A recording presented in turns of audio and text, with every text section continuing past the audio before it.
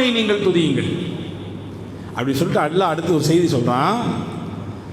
وَمِنَ-النَّاسِ مَن يَقُولُ رَبَّنَا آتِنَا فِي الدُّنْيَا وَمَا لَهُ فِي الْآخِرَةِ مِنْ خَلَاقٍ. மனிதர்களிலே சிலர்கள் இருக்கிறார்கள், அவர்களின் பிரார்த்தனை எப்படி இருக்கிறது தெரியுமா? இறைவா எனக்கு உலகத்தில் கொடு என்று கேட்கிறார்கள். உலகத்தில் அதை கொடு, இதை கொடு, அப்படியாக்கு இப்படியாக்கு என்று உலகத்தோடு அவர்களுடைய பிரார்த்தனை சுத்தி முடித்து விடுகிறது. وَمَا لَهُ فِي الْآخِرَةِ مِنْ خَلَاقٍ. ஆகிரத்திலே அவர்களுக்கு எந்த நன்மையும் கிடைக்காது. எல்லாம் உலகம் உலகம் என்று அவர்களுடைய பிரார்த்தனை இங்கேயே முடிகிறது, மறுமையில் எதுவும் கிடையாது. சொல்லிட்டு அடுத்து சொல்றான், ஒமின்ஹும், அதே மனிதர்களில் சிலர்கள் இருக்கிறார்கள், அவர்களின் பிரார்த்தனை எப்படி இருக்கும் தெரியுமா? மை யகூலு ரப்பனா ஆத்தினா ஃபித் துன்யா ஹஸனா வஃபில் ஆখিরাতি ஹஸனா வகினா அதாபன்னார். மூன்று விஷயத்தை மையப்படுத்தி அவர்களின் பிரார்த்தனை இருக்கும். எப்படி கேட்பார்கள்? இறைவா எங்களுக்கு உலகத்தில் நன்மையை கொடு, மறுமையிலும் நன்மையை கொடு, நரக வேதனையை விட்டு எங்களை பாதுகாத்து விடு. இதான் அந்த மூணு. உலகத்திலும் எங்களுக்கு நன்மையை கொடு, நாளை மறுமையிலும் நல்லதை கொடு, கொடிய நரக வேதனை விட்டு எங்கள் எல்லோரையும் காப்பாற்றி விடு என்று கேட்பார்கள். இவர்கள்தான் உண்மை மூமின்கள் என்று அல்லாஹ் அடையாளப்படுத்துகிறான். எனவேதான் நான் சொன்னேன், இந்த துஆ என்பது மூமினின் அடையாளம். எனவேதான் நபிகள் நாயகம் ஸல்லல்லாஹு அலைஹி வஸல்லம் என்ன துஆ செய்தாலும் அதனுடைய இறுதியிலே ரப்பனா ஆத்தினா ஃபித் துன்யா, இந்த துஆவை ஓதாமல் அவர்கள் தங்களுடைய துஆவை முடிப்பதில்லை.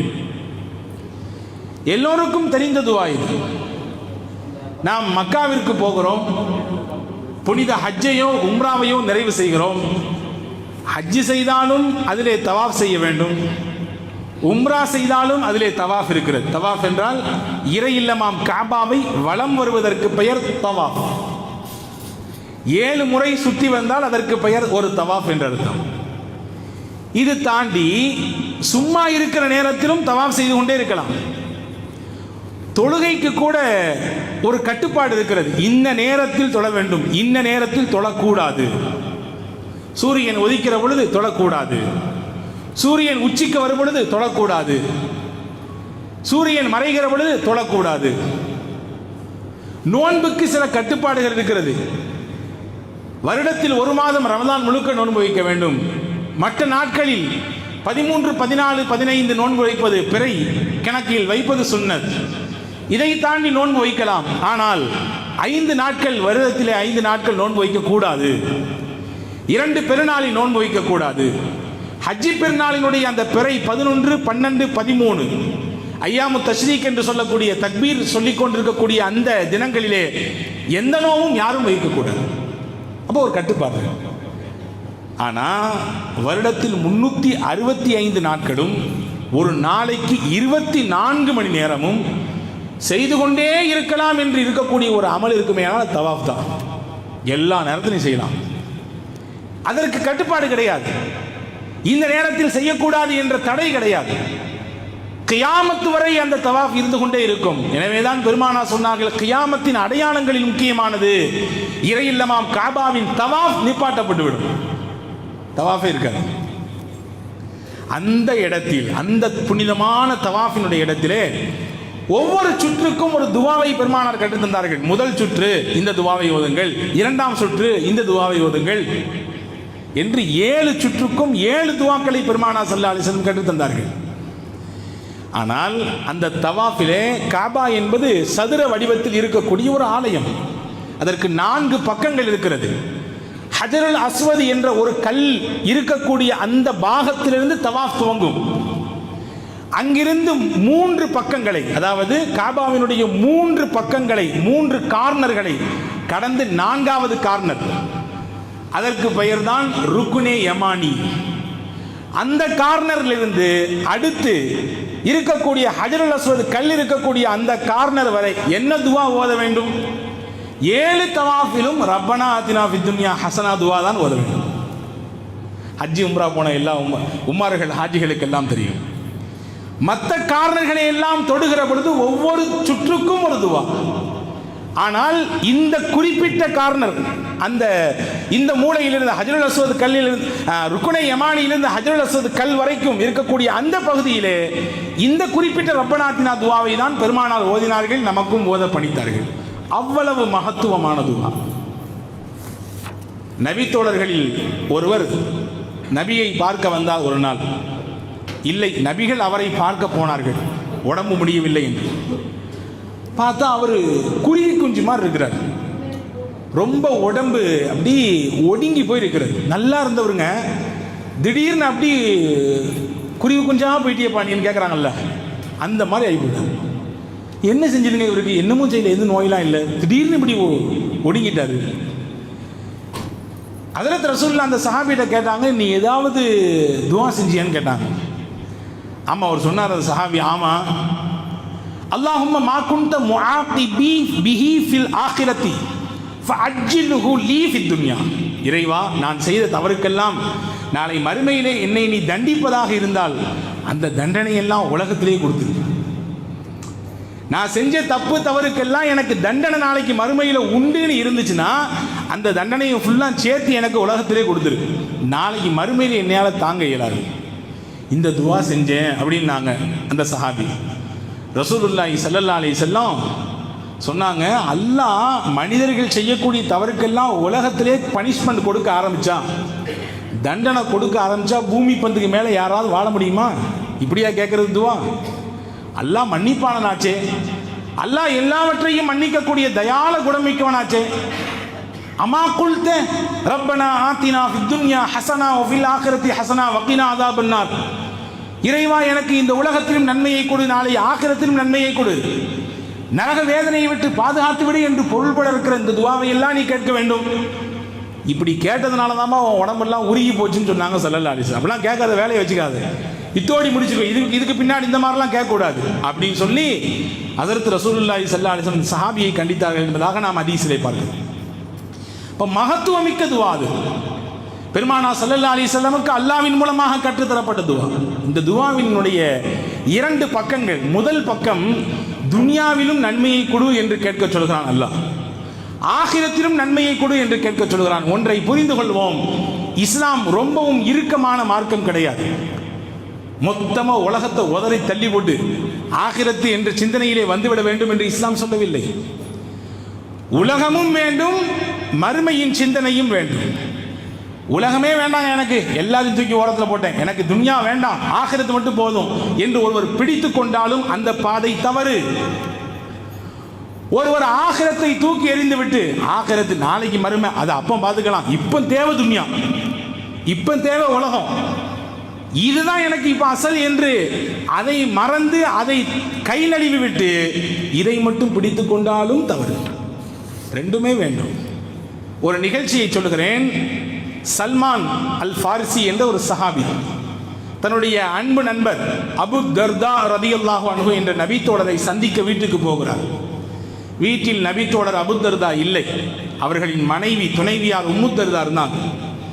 பார்த்தா அவங்க அழுக்கு ட்ரெஸ் போட்டு ஒரு மாதிரி ஒரு கோலத்தில் இருக்கிறார்கள். கணவன் ஊரில் இருக்கிற பொழுது மனைவி இப்படி இருக்கிறது சரியில்லையான்னு சொல்லி கேட்குறாங்க சல்மான் ரலியல்லாஹு அன்ஹு, என்ன இப்படி இருக்கிறீங்க, நல்ல ட்ரெஸ் இல்லையா, நல்லா உங்களை நீங்கள் அலங்கரித்துக் கொள்கிற அளவிற்கு உங்கள்ட்ட எதுவும் பண வசதி இல்லையான்னு கேட்டாங்க. அந்த அம்மா சொன்னாங்க, எல்லாம் இருக்குது, ஆனால் உங்கள் நண்பர் அபு தர்தாவுக்கு தான் எங்களின் மீதும் குடும்பத்தின் மீதும் மனைவி மக்களின் மீதும் எந்த ஒட்டு உறவும் இல்லாமல் இருக்கிறார். பள்ளிவாசலுக்கு போனார்னா கிடையா கிடக்கிறார், இரவெல்லாம் பள்ளி, வீட்டுக்கு வந்தால் திருக்குரான் திரும்ப திரும்ப ஓதிக்கொண்டே இருக்கிறார், எங்களின் பக்கம் திரும்பி கூட பார்ப்பதில்லை. அவர் திரும்பி பார்க்காத பொழுது நான் எதுக்கு என்னையை நான் தயார்படுத்திக்கணும்னு சொல்லி அந்த அம்மா சொல்கிறாங்க. வந்தாங்க அபூ தர்தா ரலியல்லாஹு அன்ஹு, சாப்பாடு தயார் செய்து வைக்கப்பட்டது. சல்மான் ரலியல்லாஹு நீங்கள் சாப்பிடுங்க, வீட்டுக்கு வந்திருக்கக்கூடிய விருந்தாளி என்று அபூ தர்தா சொல்கிறார். வீட்டுக்கு வந்திருக்கக்கூடிய விருந்தாளியை மட்டும் எப்படி கவனிப்பது? நன்றாக விழுந்து விழுந்து கவனிப்பதா? இல்லை, நாம் சேர்ந்து உட்கார்ந்து அவரோடு சாப்பிட்டு கவனிப்பது, இதுதான் கண்ணியம். சல்மான் கேட்டாங்க ரலியல்லாஹு அன்ஹு, நீங்களும் சேர்ந்து உட்காருங்கன்னாங்க. இல்லை இல்லை, நான் இன்னைக்கு நோன்பு வச்சுருக்கேன் சார், நீங்கள் சாப்பிடாட்டி நான் சாப்பிட்றதில்லை, நீங்கள் என் கூட சாப்பிட நானும் சாப்பிட மாட்டேன். என்ன பெரிய வம்பா போச்சு? ஆமாம், நஃபிலான நோன்பு தானே, பரவாயில்ல, பின்ன கலா செஞ்சுக்கலாம், நோன்பு முடிங்க, என் கூட சாப்பிடுங்க. சாப்பிட்டாங்க. ராத்திரி இரவு தங்க வேண்டும். 2 பேரும் தங்குவதற்கு அறைக்கு சென்றார்கள். படுக்கையை விரித்தால் அபூதர் தான் பாயெல்லாம் சுருட்டிக்கிட்டு கிளம்புறாரு. எங்க போறீங்க? தொழுவ போறேன், பள்ளிவாசலுக்கு போறேன், பேசாம படுங்க கீழே. கொஞ்ச நேரம் தான் ஆச்சு, மறுபடியும் எந்திரிக்கிறாங்க, படுங்க. மறுபடியும் எந்திரித்தார். இரவிலே 2-3 தடவைகள். இரவினுடைய பிற்பகுதி வந்தவுடன் ஹஜ்ரத் அபூ தர்தாவை ஹஜ்ரத் சல்மான் எழுப்பி விடுறாங்க. இப்போ எந்திரிச்சு தொழுவுங்க, இதுதான் தஹஜ்ஜுதினுடைய நேரம், தொழுவுங்கன்னு சொல்லிட்டு சொன்னாங்க, இன்னலி ரப்பிக அலைக ஹக்கா, நீங்கள் உங்கள் இறைவனுக்கு ஆற்ற வேண்டிய கடமை என்று சிலது இருக்கிறது. ஓகே.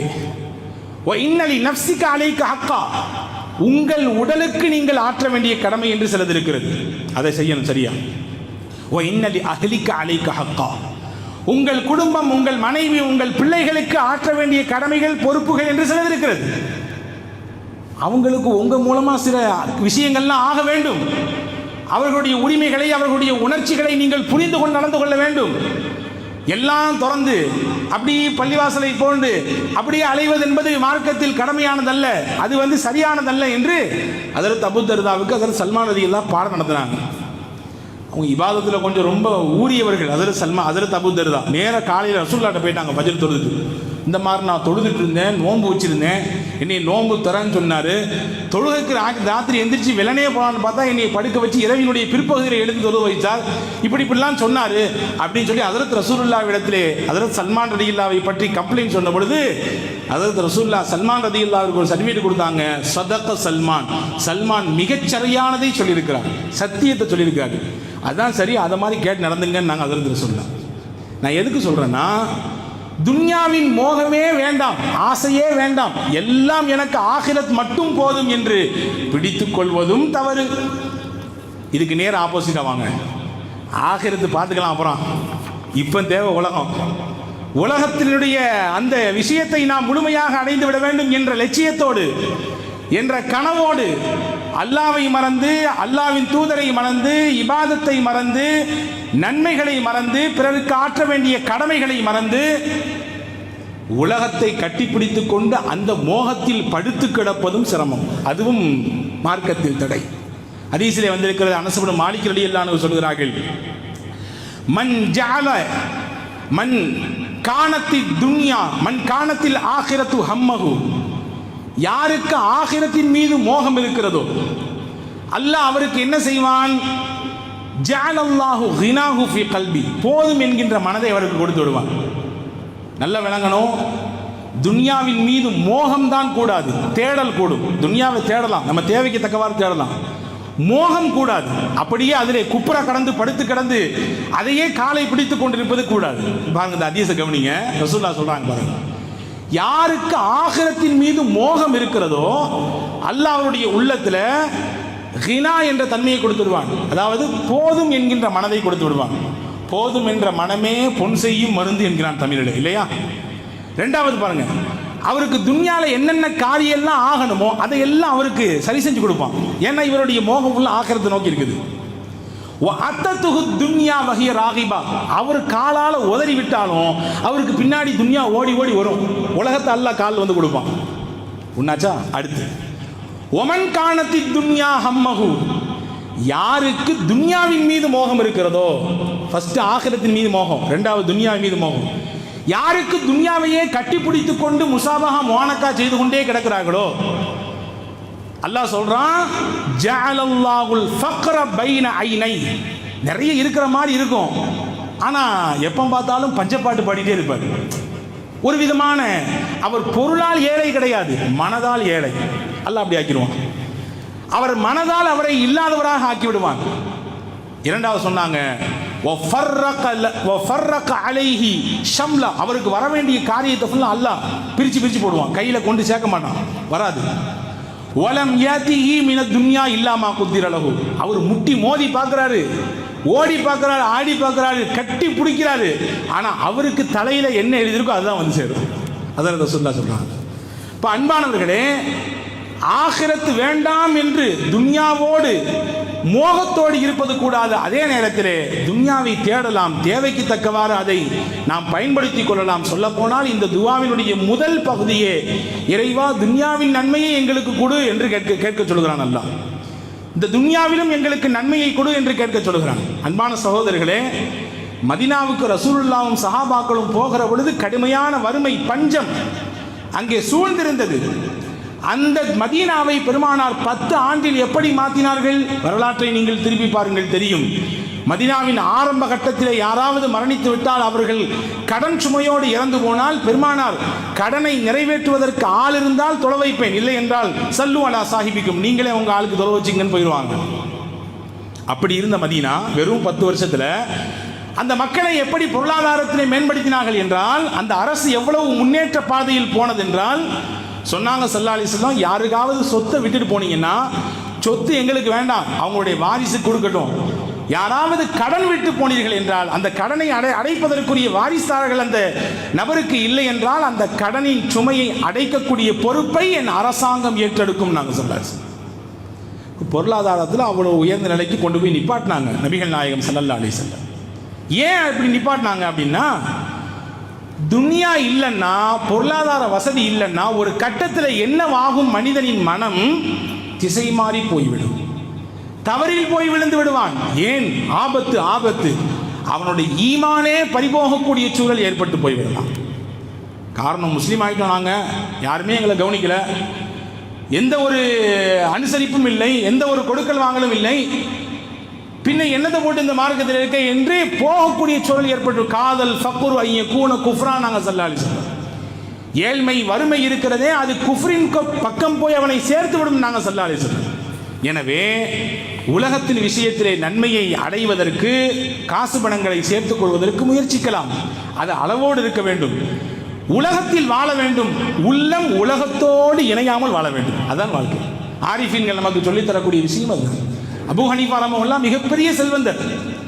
ஹஜ்ரத் முஹய்யித்தீன் அப்துல் காதிர் ஜீலானி குத்திஸ சிர்ருஹு மிகச்சிறந்த இறைநேசர். ஆனால் அவர்கள் மிகப்பெரிய வணிகம் செய்யக்கூடிய மிகப்பெரிய முதலாளி. எல்லாம் இருந்துச்சு, ஆனால் அவங்களுடைய உள்ளம் இருக்க அது இந்த உலகத்தோடு மைலான் ஆகலை, அப்படி ஒன்றி போகவில்லை, இரண்டரை கலக்கவில்லை, அதாவது இருக்க வேண்டிய இடத்துல இருந்துச்சு. அன்பான சகோதரர்களே, இப்போ துன்யாவில் நன்மையை கேட்கணும் அல்லாட்ட. நீங்கள் கேட்கலாம், துன்யாவில் நன்மை எப்படின்னு கேட்கறது, எதை கேட்க, நன்மைன்னா என்ன அப்படின்னு கேட்குறீங்க. அன்பான சகோதரர்களே, ஹஜ்ரத் அலி இப்னு அபீ தாலிப் ரலியல்லாஹு அன்ஹு சொல்கிறார்கள், இந்த ஆயத்திற்கு விளக்கம் தருகிறார்கள். ஹஜ்ரத் சய்யிதுனா அலி ரலியல்லாஹு அன்ஹு சொன்னாங்க, துன்யாவில் நன்மை என்றால் என்ன? ஒரே ஒரு விஷயம் தான் நன்மை, அல் மர்அத்து சாலிஹா. ஒரு மனிதனுக்கு நல்லொழுக்கமுள்ள மனைவி அமைய பெறுவது அவனுக்கு துன்யாவினுடைய பெரிய நன்மை. நாங்கள் சொன்னாச்சு, மனைவி அமைவதெல்லாம் இறைவன் கொடுத்த வரம்ங்கிறான் தமிழ்ல, இல்லையா?